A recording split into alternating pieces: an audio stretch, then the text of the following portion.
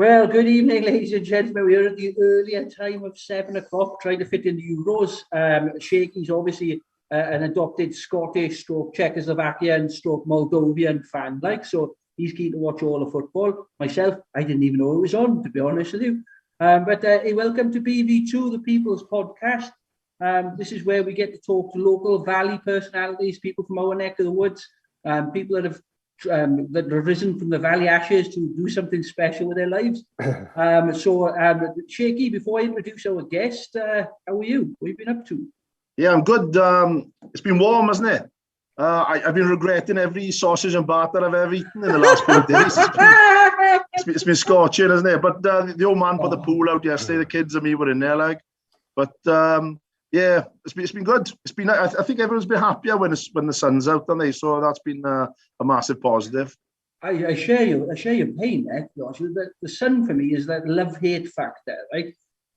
I like it because you get vitamin D and stuff, and it makes you feel good. It's the endomorphins, whatever. But I hate it because I'm sweating all the time, and I'm just hateful on life. If you like, I can't move. Yeah. I can't. I had a couple of barbecues on the weekend. Mine did a barbecue on Saturday and a barbecue on Sunday. So I was Mr. Griller in our neck of the woods, properly smashing it. Top chef. Well, yes. Nobody had food poisoning anyway, so that's a start, isn't it? But I'm more of a chief taster than a top chef myself. The only downside about barbecuing is invariably it needs to drink it. They're two intrinsically linked subjects. Anyone that has a barbecue without alcohol, I'm afraid really shouldn't confess to that. That's very similar to punching kittens and kidnapping puppies and things like that. So, right. Well, I'll tell you one thing. That's enough about the Shaky. That's enough about you. That's enough about it's all about you. The show. So we have to move on. We're absent tonight. We're missing one of the Holy Trinity, Dan Davis. Oh, the Jimmy 5 jerseys. What's happening, Shaky? Didn't he get up to the barbecue? I don't know. I thought he had football or something. He's quite active in the community, and I don't know. But he's in love, and he's fallen in love recently. New girlfriend. Perhaps it's another good man lost. Who knows? New girlfriend. I noticed the pictures on Facebook yesterday. He was Facebook official. Oh dear! He's given up his diet too. That went out the window, didn't it? I saw a few fries on that table and a couple of beers, so he's gone out the window. Right. Hey, enough about Dan Davis. Even let's talk about the main man. The reason we're here tonight. And the person, he's definitely a Valley boy. This man, I'm going to give him, he's a Welsh international, so he's capped full international. We don't get many of those on the show.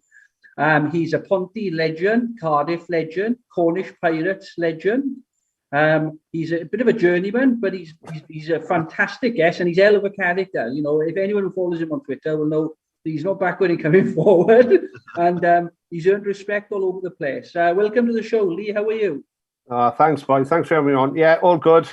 Just follow up on your weather. Yeah, it's been brilliant. A couple of days in the sun, but no, it's nice to have a cold shower now and have a chat to you boys. Fair play. Very, very well. Lee, you won't know this, right? But our paths have crossed before, and I remember on Twitter. I put a tweet out. But I went to university in Glamorgan. Yeah. So I went to the University of Glamorgan in Pontypridd, and. You and Martin Williams used to go training in one of the local leisure centres down there. Yeah. And I remember, is it Hartwell's gym or something, or Hartwell's one of the leisure centres?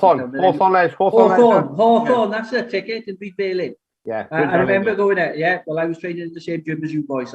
I didn't realise at the time you both become Welsh internationals, but you both schoolboys bulking up ready for your international journey. So. Yeah.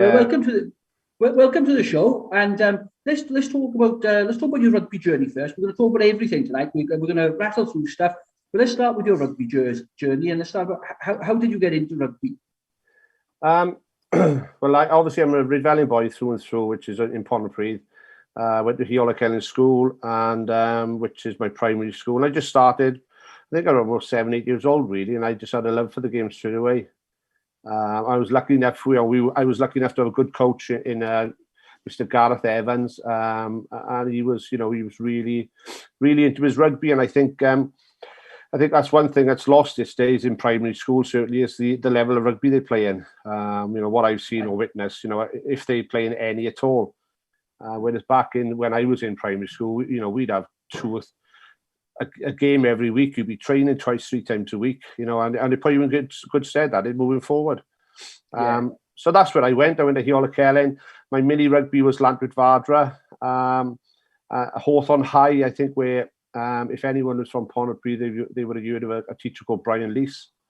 Now he was my Hawthorne High rugby teaching, and again, you know, the coaching and the mindset he put into players, you know, from sort of high school, so 11 to sort of 17, 18, and again, you know, was incredible. You either loved him or you hated him, but he was harsh. You know, he could not get away with what he used to do then if he was teaching now, you know. But it was good, you know. It toughened you up, you know. It give you good ethics, you know. Give you a good work ethic. Sorry, and you always wanted to beat him. He was a character where he was constantly challenging you. You know, was competitive to hell. And one of those things, you know, we wanted to beat him, you know, whether it be sprinting or going or doing the weights or going for a cross-country run. And I think that was great for us. It was great for the boys who moved forward as well. Brilliant. Well, Llanwyd Vadra, is that Church Village, is it?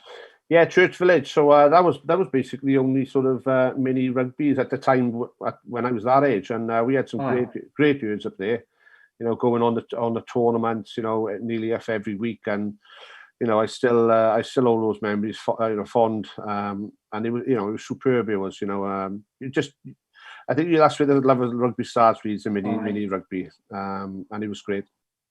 Yeah, that church. Actually, I played a youth game for Llanwyd Vadra.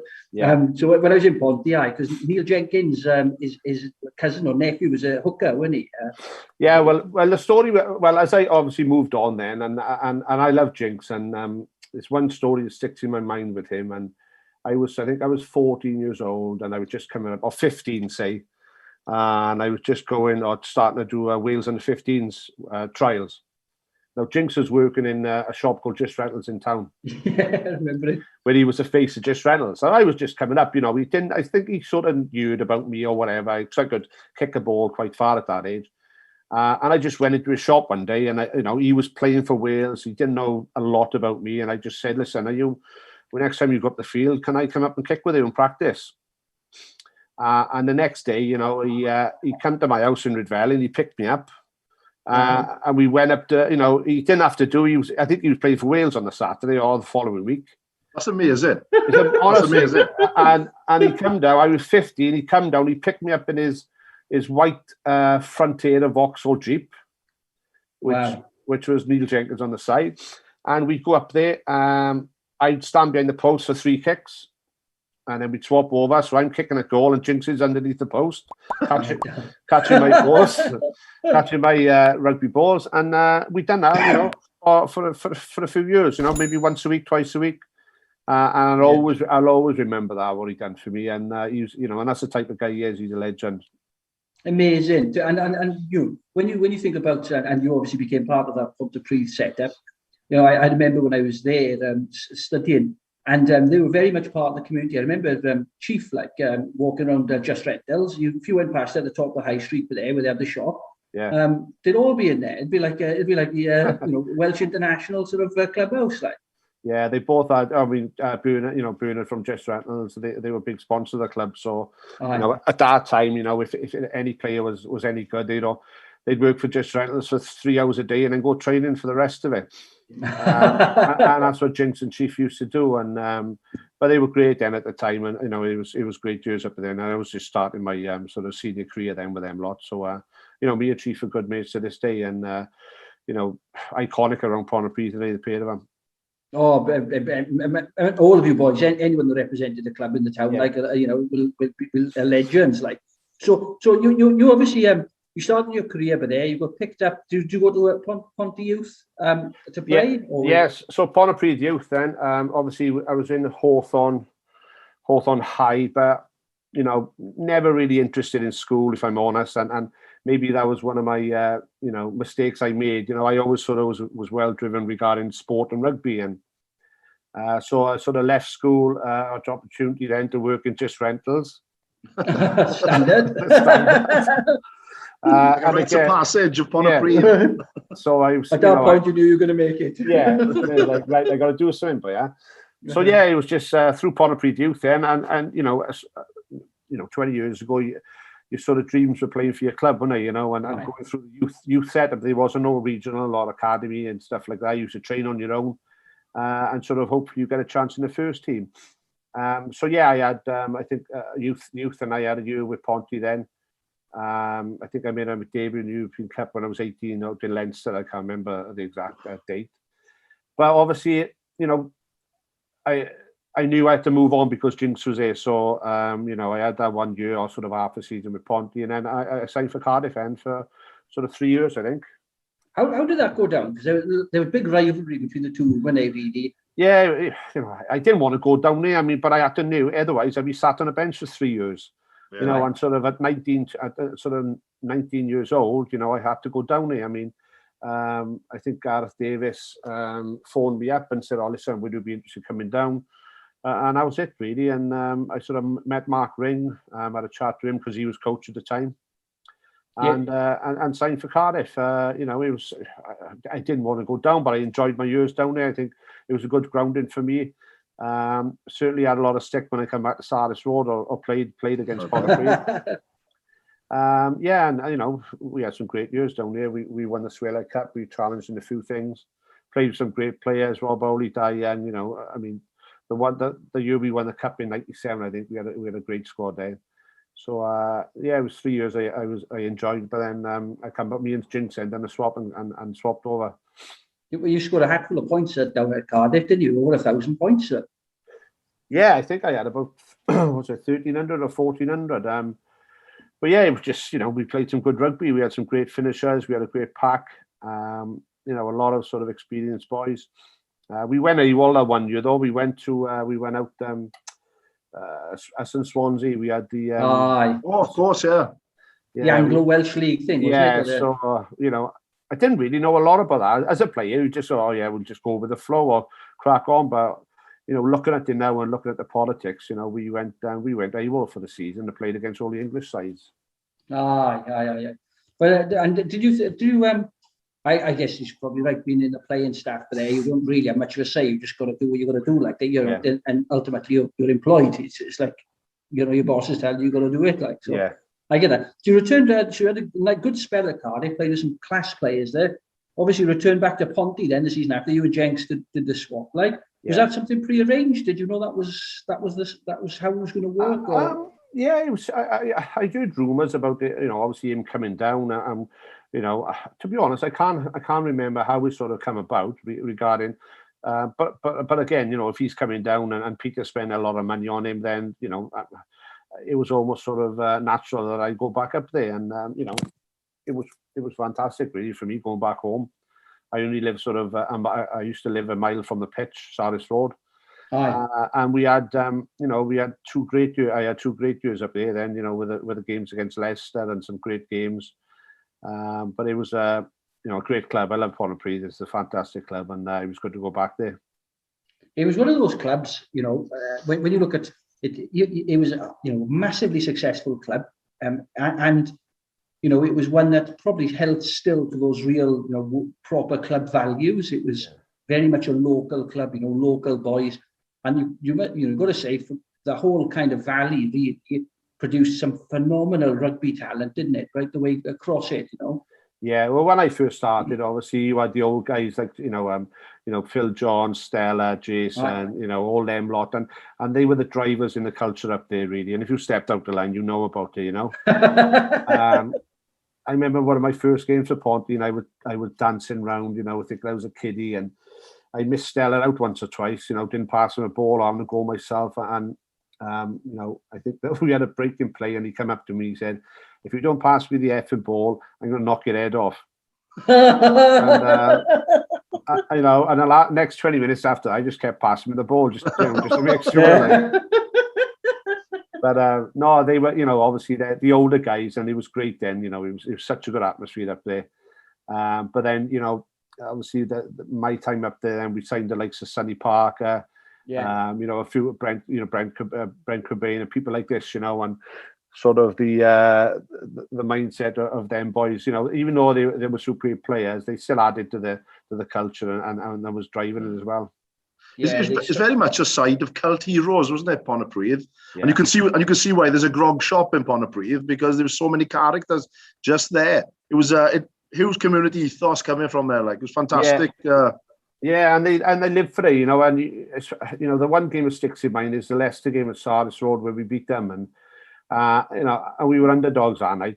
If you looked at the Leicester side, it was stacked. You know, Roundtree, you know, all the Lions are playing. Johnson, you know, back all them lot, Lewis Moody, and you know, little old Pontypridd, you know, we'd done a job on them, and a massive influencer was the crowd as well, and the supporters that night. And you know, you could feel them urging you on, and you know, we were never going to lose our game.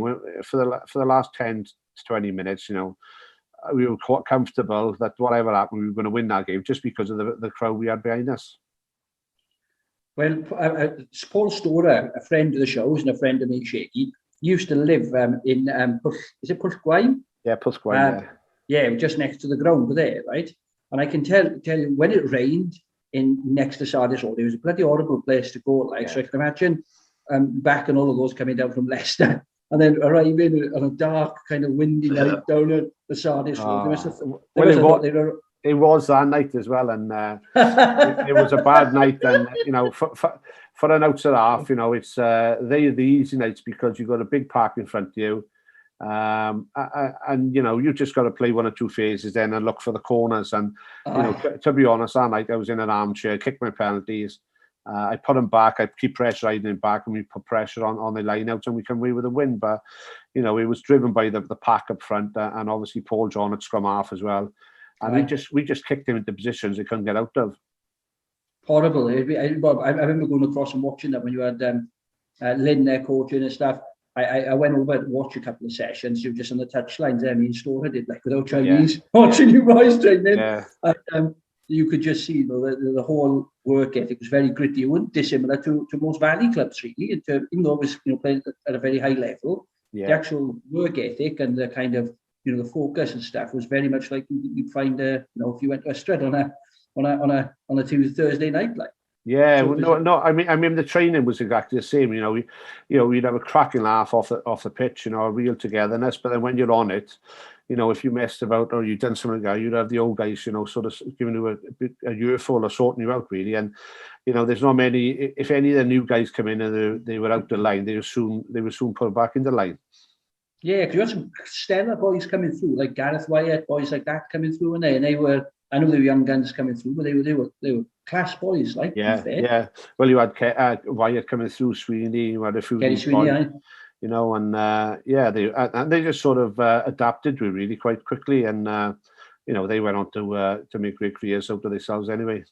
If you look at like the 2005 Grand Slam when Wales won it, there's a tremendous amount of Pontypridd boys in there who played for Pontypridd. It was Kevin Morgan, wasn't it? Yeah. There was Michael Owen, Frank Cobain, Sodoli, Gethin Jenkins, Martin Williams. So it's just a huge amount of Pontypridd boys. Yeah, and it's the same. Well, if you look at the blue side now, the regional, you know, there's a lot of Valley boys that have come through. You know, this area produces a lot of rugby players. You know, and it's just a shame that you know, they haven't sort of accepted or got on with the region, you know, because they do produce a lot of the Cardiff Blues players. No, definitely. So you came back to Ponty, short spell, a couple of seasons there then, wasn't it? And then down to Nice from there. Yeah. And I think I read somewhere that Mike Huddy basically invited you down and put a big load of cash on the table, and you couldn't triple your wages or something. Yeah, well, it was around about sort of Christmas time, and it was my second year in Ponty, and I was in the house. We had a day off, and I was playing well for Ponty at the time, and I still had a contract until the end of the season, but I was happy. I was really happy. I had a phone call off Cuddy to say, where are you? I said, I'm in the house. He said, I'm coming up now with Lynn Jones. So they come straight up to my house in Pontypridd, and it was like, oh, okay. I said, I'm the right lads. Yeah, have a chat. Right. We want you down Leith next year. I said, oh, gee, okay. I'm enjoying myself in Ponty. I live here. the pitch is across the road. There's no reason why why I should leave. And they basically put a bag of cash on the table, and they offered me a 2-year contract, which basically doubled my money. Wow.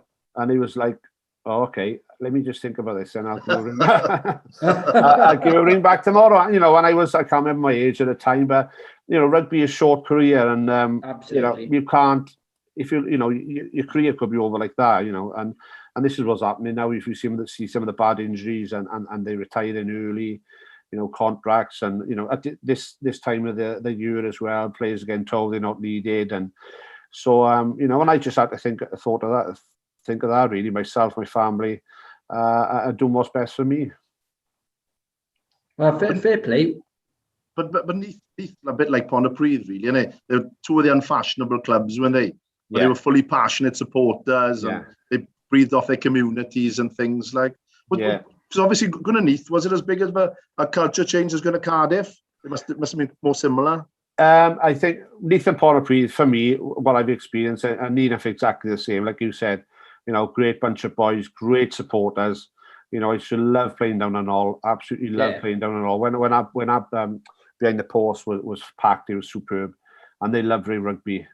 We had a great coaching team. I honestly, and I say a thing, I think that first year in Neath was the best rugby I've ever played. It was myself personally, I just felt so good in my game, in what Lynn wanted from myself and the players. And we just had the license to go out and express ourselves, and that was the probably most enjoyable the way I played, because I'd had ups and downs playing with Ponty, Cardiff, where you have your dips and foams or whatever. But I felt that first year, I was just on a sort of a good level all season. Neath had a good season then as well, didn't they? There was a good side there as well. So I think they decided to. I think you picked a good time to go down then. I guess, is that where you got your cap? Your international cap while you were at Neath, were you? No, my cap was at Pontypridd, at Cardiff. Cardiff. So you had it early on then. Yeah, so it was the same weekend as Princess Diana.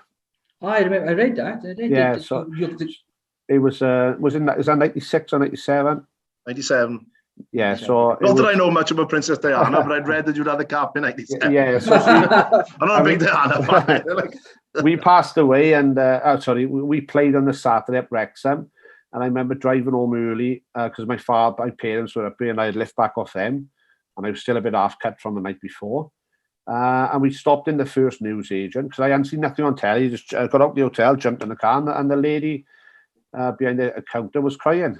Because obviously we just found out that Princess Diana passed away. But yeah, it was certainly a memorable weekend for myself and my family, for two reasons really. So for getting the cap, and obviously for her passing away as well.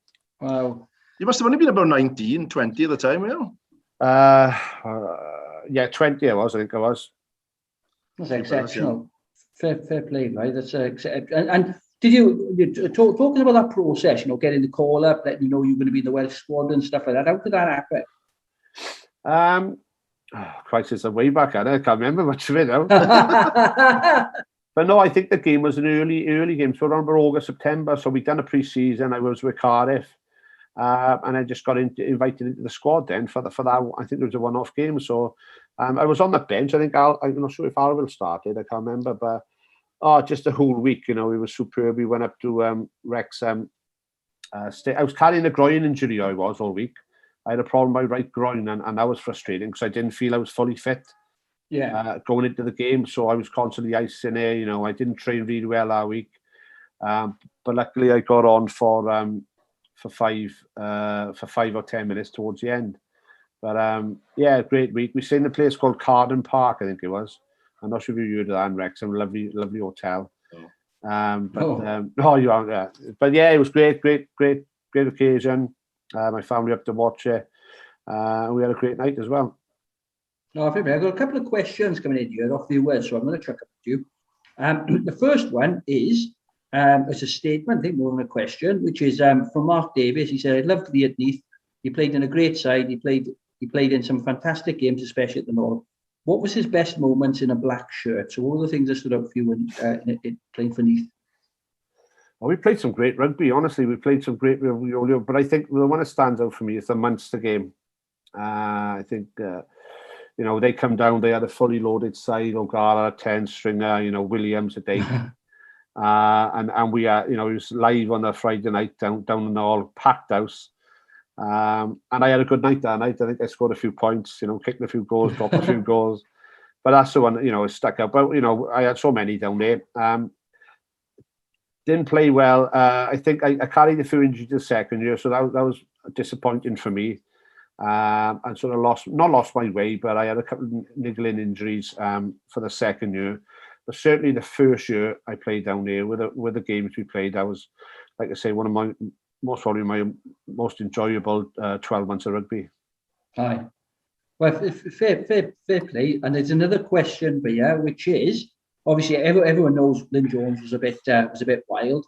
Have you got any wacky stories? Anything crazy that you can share with us?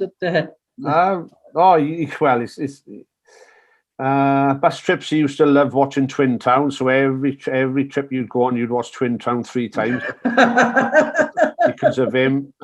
He was just a maverick, and his ideas were superb. He was one of a kind, really, and more probably one of the best coaches I've worked with. It started when he came up my house and put that money on the table. But from day one, I felt comfortable with him, and he was constantly improving us as players. Not really a shouter, not really a shouter or a screamer, but just we'd sit back and he'd be quite cool and calm, and a good deep thinker of the game. He struck me like that. He struck me like he was probably ahead of his time in some regards. I think sometimes when you see him being all a bit scatty and a bit sort of out there, I think sometimes that can be for his sort of image he's got. Yeah. But in the dark places, just one-on-one, he can be totally different as well. Oh, fair play. Well, that was a great question from Julian. Thank you for that. So let's we went from you had your time there at Neath. Then obviously regional rugby landed. What was it like to be a player through that process when it's going from clubs to regions? Well, it was like, it's the same now, and I'm talking about Lynn. Now, this is only one time I didn't like him because he said he wasn't signing me for the Ospreys. But, no, it was difficult because obviously I remember everyone was up in the air and who's signing who and what's happening and where you go. And I met with Lynn and he said, listen, Gav, and someone's coming through. And he said he's gonna, I'm not gonna sign myself for the Ospreys. Neath Swansea Ospreys as it was then, and he's gonna go for Gav because he's younger and that's the way the direction they're going. So, and that was it. I met him in Cardiff in the hotel on Junction 32. We shook each other's hand. I just said, listen, thanks for the last 2 years. I've really enjoyed playing underneath you, and I think you're an excellent coach. And then Mike Ruddock, and I had obviously the Dragons. I had a chat with Mike Ruddock and Clive Griffiths, and I went down there for a year. Yeah, saw that. So you managed to get a region anyway. So it struck me at the time. It's a bit like horse trading going on, wasn't it? All of a sudden, these clubs have been thrown together. They had probably nothing in common. Let's be honest. Swansea and Neath had nothing in common. You had the Celtic Warriors that had been thrown together. Was that ever a temptation to go up there? Well, Jinx was with the Celtic Warriors, I think, and I can't remember the outside half for, so that was already done deal. But I found it difficult the first year of regional rugby because, like, with the backgrounds I've come from, Neath, how tight they were, and Ponty and Cardiff, and it was, like you said, just a side chucked together, and we had boys travelling from Swansea, from Cardiff, from Ponty, and it was almost like you just get training, do your stuff, get home, and that was it. And I didn't enjoy that. I enjoyed some of the rugby, but sort of the off-field stuff, I suppose they were just finding their feet, the Dragons.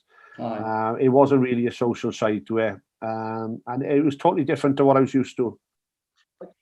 I think a big difference between pro and amateur, going into the pro since the regions, whether you played for Ystrad Gunlais, Abercrave, Pontypridd, whatever, it's really important to have a belonging Yeah. And I think sometimes that the regions, I know they've got to be professional and perhaps belonging isn't as important anymore. But to me, when I was playing and when I was supporting, it was hugely important to feel a belonging to it. And I think that's very much a Welsh thing as well, isn't it? Like, it's from like the mining communities and things like that. It was that belonging of feeling a part of something. And perhaps it's been lost, I don't know, with the regions. Well, professionalism loses it, I don't know. But well, you can say that, yeah, and I think, well, certainly that first year down there, you didn't feel that, I mean, I suppose, to back up your point, you just want to feel wanted as well, don't you? And feel special, the environment you're in, really. So it was a totally different environment, obviously you went to regional rugby and things changed, and some might say it's changed for the worse, but I suppose it had to go down that route. But are people feeling belong to the regions now? I'm not sure. No, they talk about, one of the things they talk about in rugby quite a lot is, playing for the jersey and playing for the badge and things like that. And that's all about identity and history.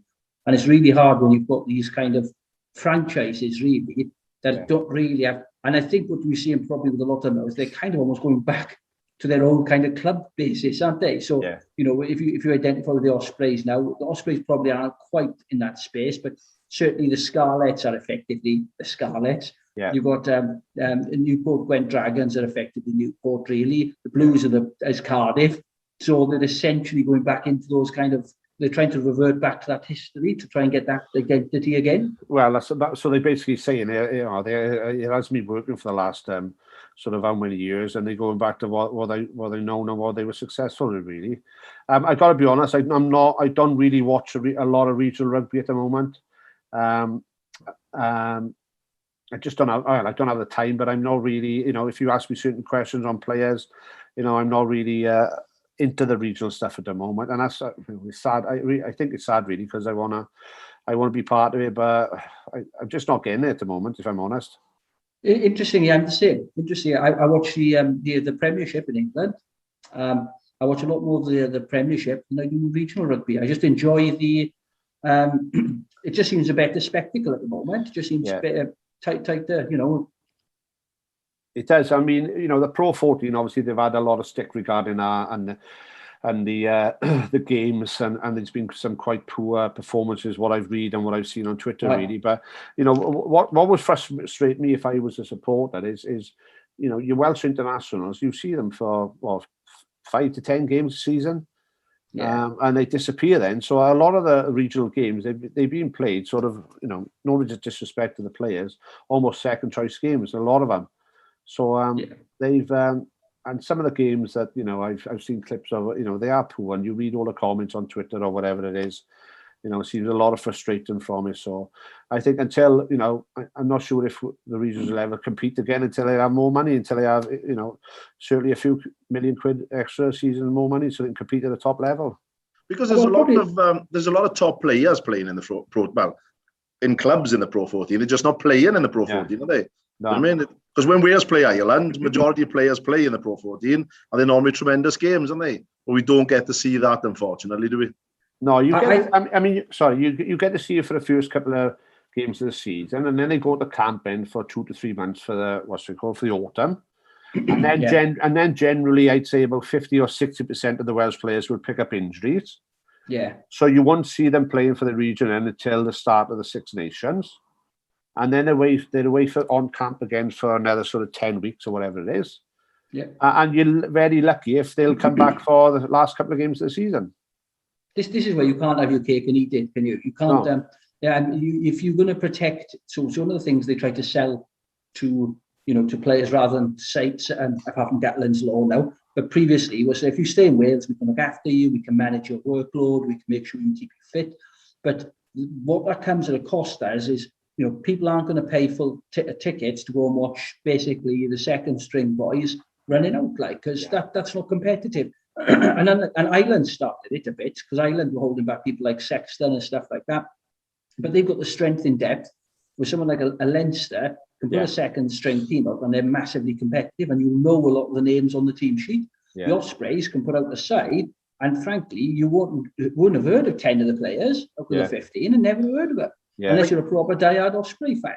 I think bits of it work because Wales are obviously winning championships, but I don't know whether the structure of the season needs to change. There's something missing, isn't there?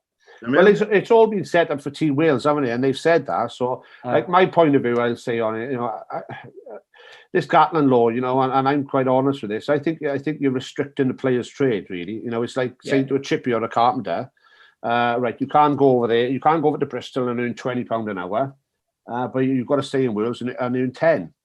So, players have got a short careers in my experience and view, and I think for instance, if one player gets offered £500,000 to play in Toulon, but he's only getting offered 250 grand to stay in Wales, but he can play for Wales and it secures Team Wales.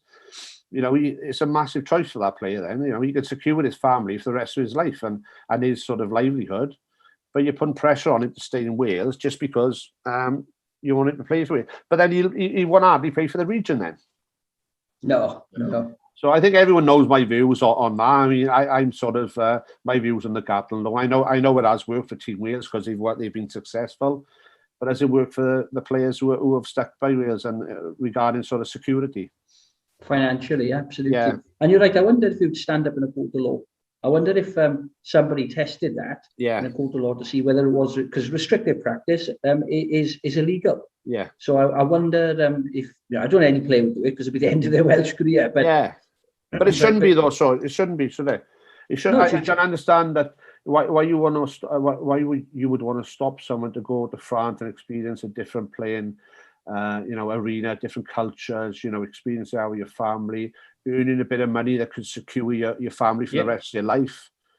Or you want to, you're sort of told to stay in Wales to play extra sort of games for Wales, and that's basically it.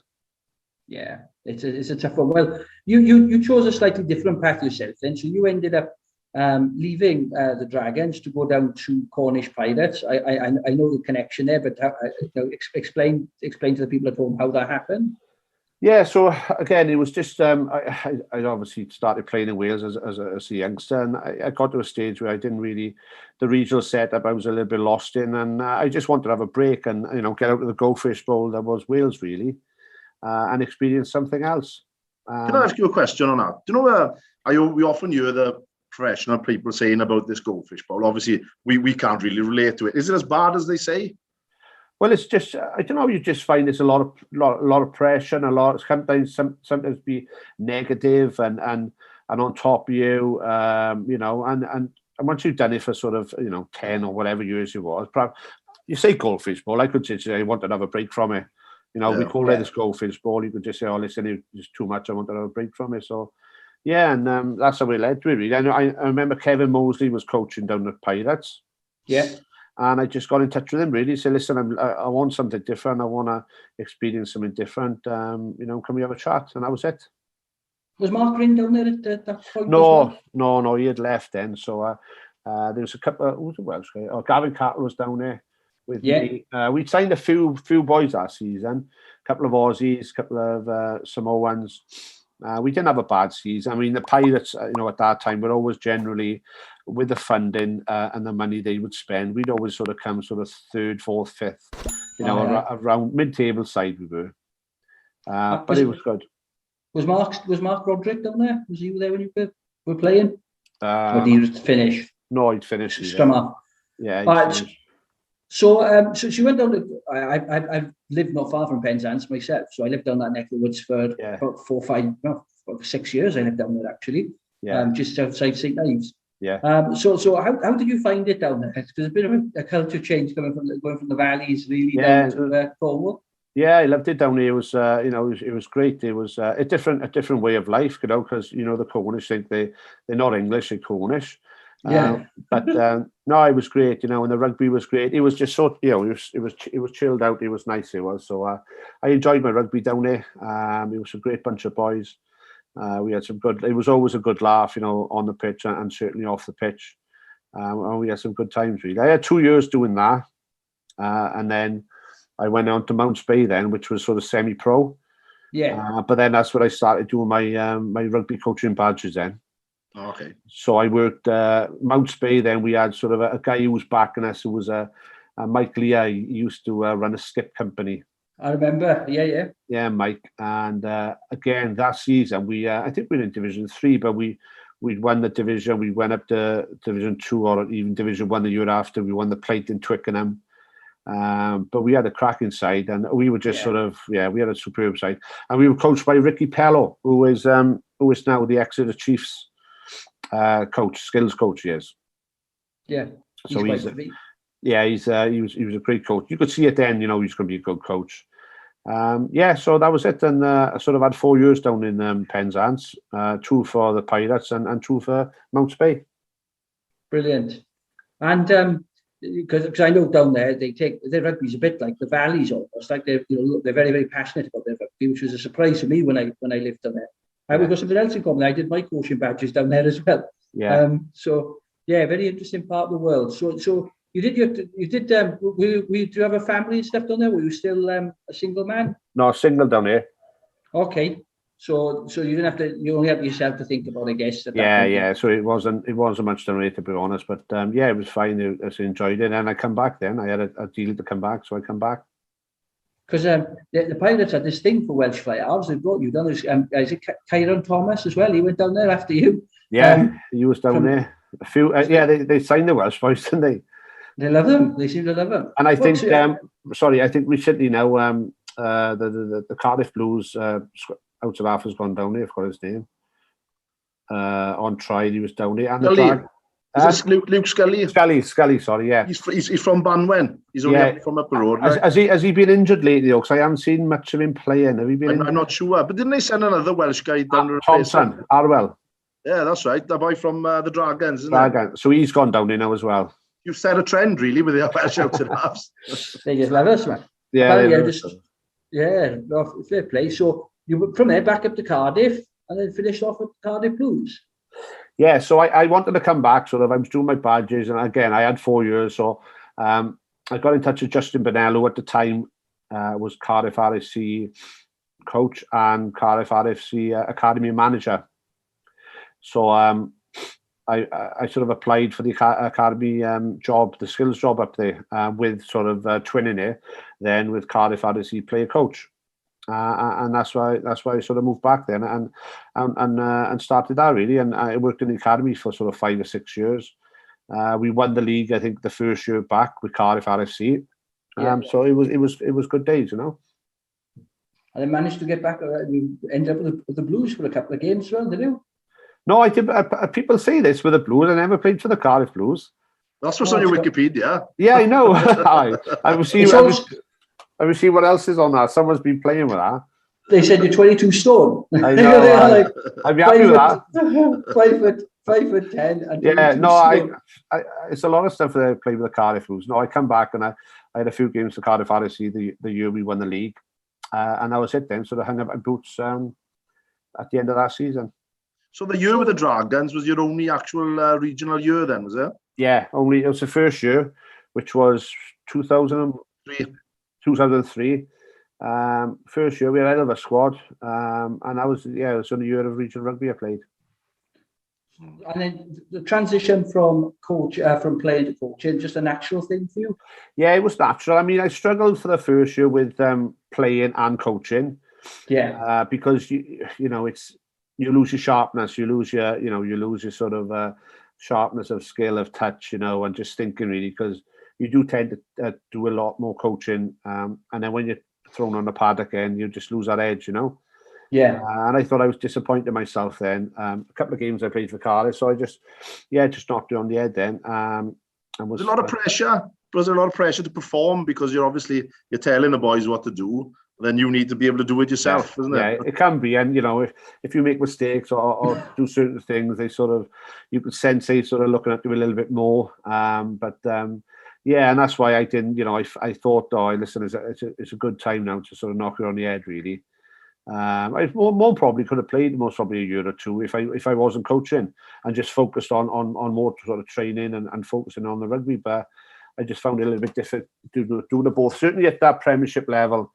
Yeah. If I could have done it at maybe say Division 1 or 2 or 3, no problem. I played most probably till I was about 38 or something. But at that level, you were. I think what done it for me, I was we we played Glamorgan Wanderers at the Arms Park on Christmas time.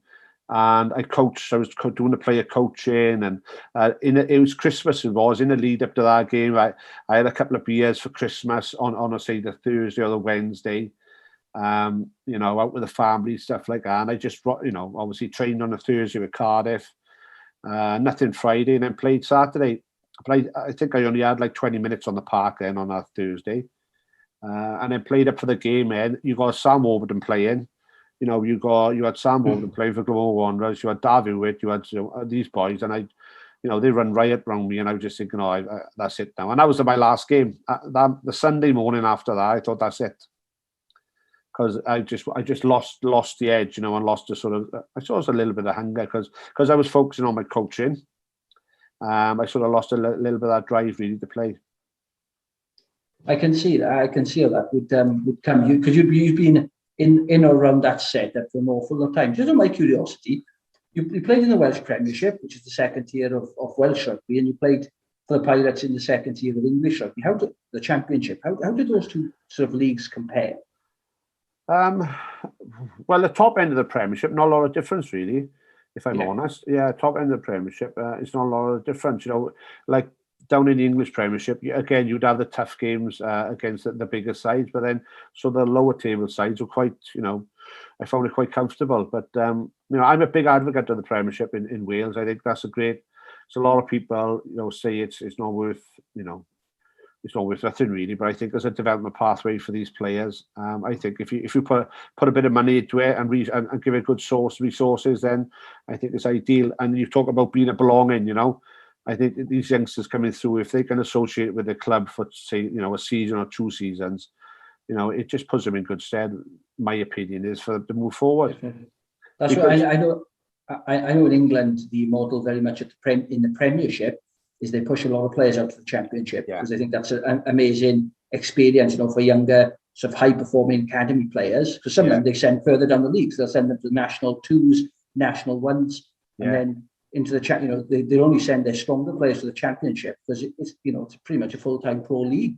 It's just they don't if you think about a regional academy player now, will get plucked out of his school at 16. He's in the under 16s group. He may play a couple of games at his college, then he's in the Blues 18s, and then most probably, if it's his pathway now, he'll have a couple of games to the A. Yeah.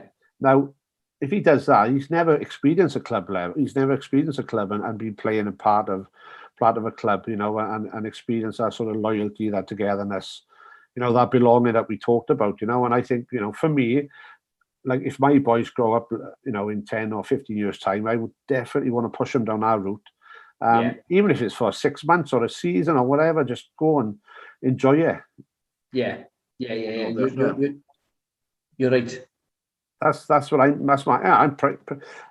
you could say I'm old school in that ways, but I know how much that being a part of that environment improved me and what I learned from it. And I think even though how professional this game is now and how much they're pushing it forward, you still can't underestimate sort of the old stuff as well. No, it makes a huge difference here. But a question came in from a friend of the show, and not the international Gareth Thomas, but the other Gareth Thomas, is how funny are Jamie Ringer and Kerry Sweeney? Are they witty blokes? Well, yeah, they're funny. We always, one thing that I do miss about the rugby is the change room banter, and and having that every day. So my banter now is on Twitter and with them lot on Twitter and Instagram, and it's I suppose they feel the same as well, because I don't think they're involved in rugby now. And you search. I think Twitter is it can be a cesspit sometimes, but yeah, I think it shows your personality as well and what you like and your banter, and either people like it or people don't. And a massive following. Yeah, and I feel that I'll do what I try and stay away from certain things just because I don't want the grief anymore. I've learned that. But I enjoy it really, and I suppose it's my sort of fix that I'm not getting from. It's my fix. The banter I'm not getting from the change rooms on a Tuesday, Thursday, or Saturday, and it's it all depends how you want to use it really. So as soon as you retweeted that you were coming on the show, we had over 100 followers straight away. You've been a massive boost for us. I think I think with social media, we're all still learning what it's all about a bit, and we're still in its early stages, really. It's not going away, is it? No, but no. But it can be great entertainment, as you said, Lee, especially your tweets, to be fair. No, I enjoy it and I follow it. You know, I obviously follow it, most of the boys and everyone. And you know, we want to wake up in the morning with a smile on the face, don't we? And, you know, if one of my tweets do that to someone, then I'm happy with that. You know, and I think life's too short to be pissed off with people. And, you know, I think, you know, it's pointless, really. So we've seen what happened with the football the other night. You know, your life could end like that. It's no. So if I can do that, then I'm happy with that, and I'll just keep doing that, really. Some people like it, some people don't. If you don't like it, don't follow. Simple. Yeah. No, absolutely. So when you so you've been in all around sort of, you know, high level sort of rugby from a very young age, right to the point when, you know, you finished off at the Blues and you knew the time was right. How did it feel when you stopped playing? How did it feel when you just all of a sudden weren't a rugby player anymore? It's hard. It's difficult, you know, and I can see why players sort of struggle. And I still wake, you know, I still think every day I got to put a pair of boots on and play again. I think about, you know, what I used to do and to play. Is you never get that buzz back, and you know, of the buzz of the crowd, the buzz of the euphoria of winning, of kicking a goal, of, you know, of winning the game for someone. It is difficult, and that's why I think, you know, it's so important for these players now is to have something certainly in place for post playing. You know, whatever it is. I think one mistake I made, and I would give this advice to any youngster now in the setups, is make sure you're planning for sort of post career. Yeah. You know, is doing, you know, you've got quite a bit of time off. Is doing a course, doing a trade. You know, is starting it now, is starting it tomorrow. Is, you know, because your career could end, you know, like I say, tomorrow or in a week's time, or you could not be wanted. You know, and I come out to rugby. I didn't have any. I didn't concentrate on school because I knew I wanted to be a professional rugby player. But what I should have done is, during my sort of 10 years of that, is getting something in place for the day it ended, really. So that's a massive, you know, I would give advice to sort of all the youngsters coming through. And I see a lot of sort of the pros now where I know, you know, unless you're an Wyn Jones or a Toby Faletau or one of those guys who potentially they will earn enough money to, you know, maybe not even work again after their career. You know, that's how good they are. But if you're sort of just a regional player, you know, on a standard wage, you know, you need to sort of get ready for sort of post career, really. Yeah, it's a strange one, isn't it? Because you're right. I think that I don't know how good clubs are at doing that either. Really, I think sometimes, you know, sometimes I don't know if clubs are preparing players for that either. Yeah. They're so fixated on results and performance, you know, on the weekend and things like that, that it's almost past the players to take that responsibility themselves. And I'm not sure how much guidance they get on that. But you're right, it comes to an end very quickly. Like, yeah, you see it. Oh, go on. I got to give it a Jamie Roberts. Doing a doctorate and playing rugby, that must have been tough. Mind the pressure of it. Like, I think he's going to be all right.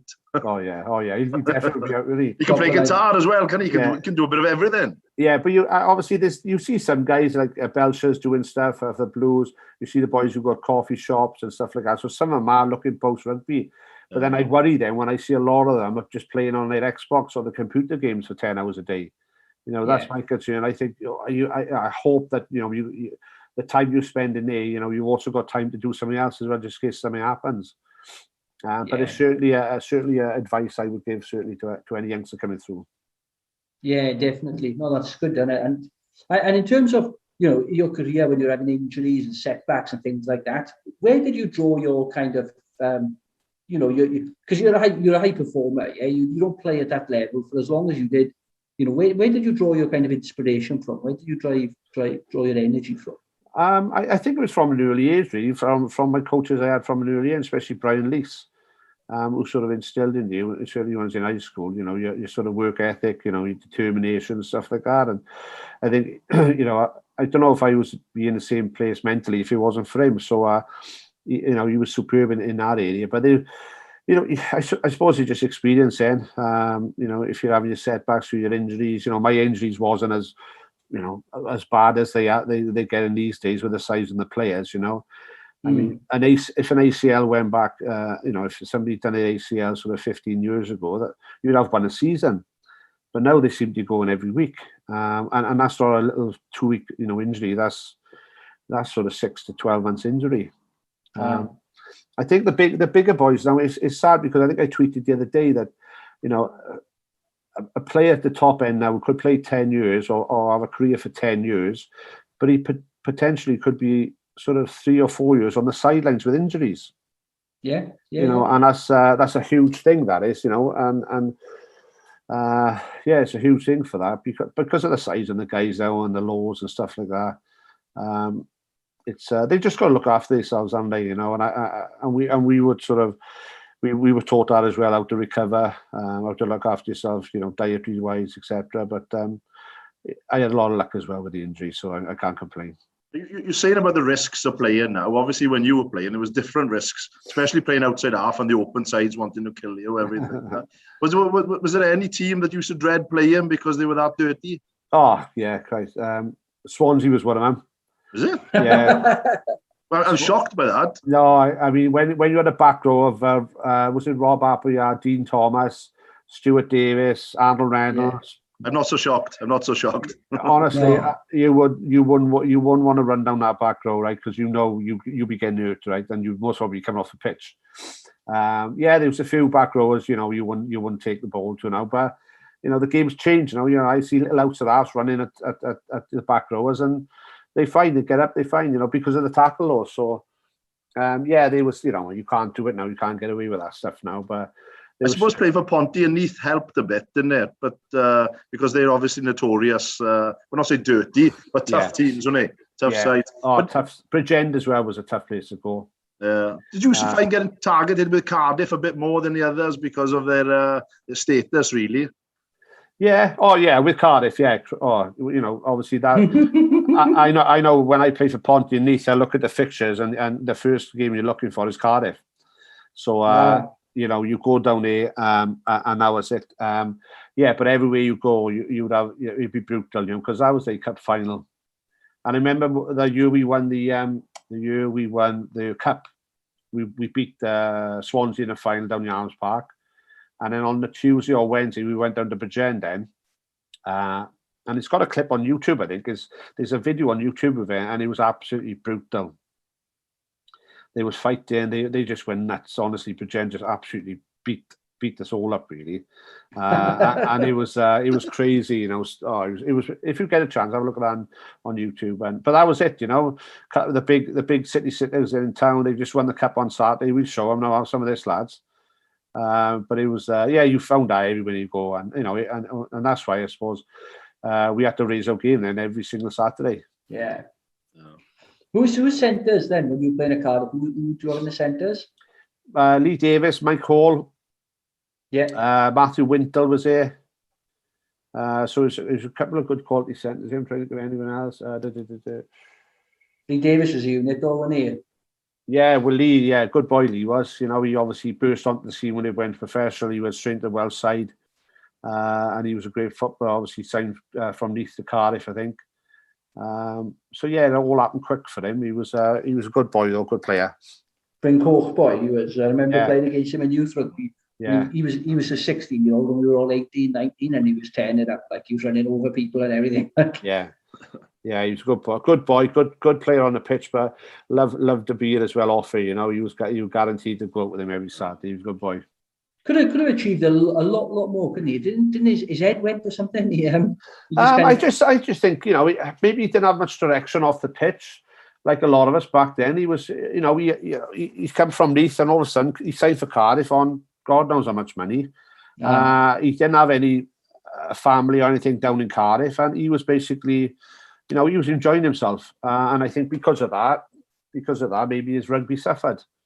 Yeah, his rugby did suffer because, as you know, if you're going out and you're doing drinking, you're going to take 2 or 3 days to recover. It affects the game. It affects the way you train. Sure. So and you can't, you can't blame him in a way because he had nothing else to do in Cardiff, and he was just out enjoying himself. Oh, he's a great talent, though. Oh, superb. I used to love playing with Lee. He was superb. He'd do stuff and he get you out of situations, and then he obviously went on to play for Leslie and start down there as well. He's around the same age as you. Is he around the same age? Or is he a year or two older, perhaps? I think he could be a year older, maybe 2. Did you play for West Youth with Tristan Davis and Vernon Cooper?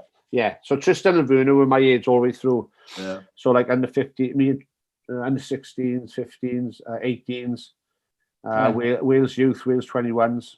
And Kieran Jones. Do you play with Kieran? Yeah. Yeah, Well, our first our first Wales under 15s final trial was at Astragan Lights. Oh, was it? Yeah, I got it. I think I'll tweet you a picture of it. Oh, brilliant! Yeah, it was at Astragan Lights. I was very lucky in my first year of youth that all those boys were in there last year.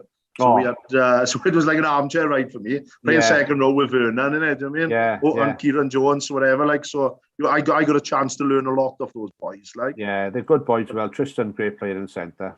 Yeah, but he went up to Leeds, didn't he? He had a great experience himself in rugby. Like, yeah, they were all good boys. I mean, Vernon and Hemlock, I really enjoyed it.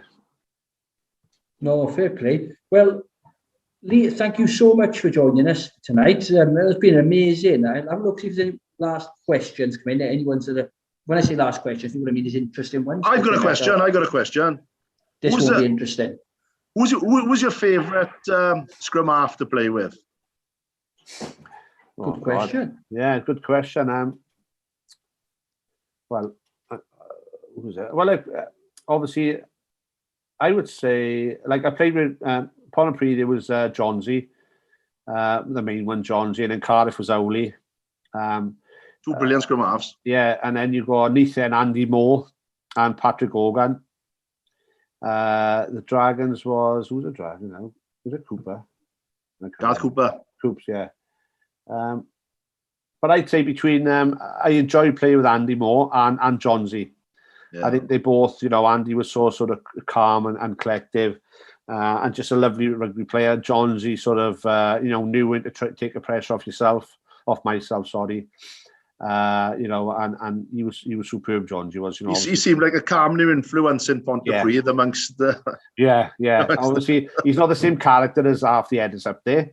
So when he was going sort of tits up on the pitch, he used to sort of calm it down, and he didn't say much, but what his actions on the pitch, whether it be through kicking, passing, or running, would be a calming influence. Brilliant. Well, if I play some big names there, to be honest, quite a few decent nines there that went on to do a lot. Like, yeah, brilliant. Well, any other questions, Shaky? Anything else you would put? Nothing. Lee, you've been fantastic. Thank you so much for coming on. Nobody. I've really enjoyed. I get, no matter what rugby team you've played for, if you're a rugby person, you enjoy listening about rugby and talking to people who've achieved like yourself. So thank you so much. I've really enjoyed it. But definitely, one of my favourite guests so far. I really enjoyed it. Definitely. In my top three. Oh, cheers. Next time, top one, hopefully. But no, thanks for having me on, guys. It's been great, and I hope you all the success in the world with this podcast. So thanks a lot. No, really, and I hope you find your kids. I hope they come back home. Ta-ra, mate. Comes on. Thank you. Ta-ra. Cheers. Ta-ra. Bye.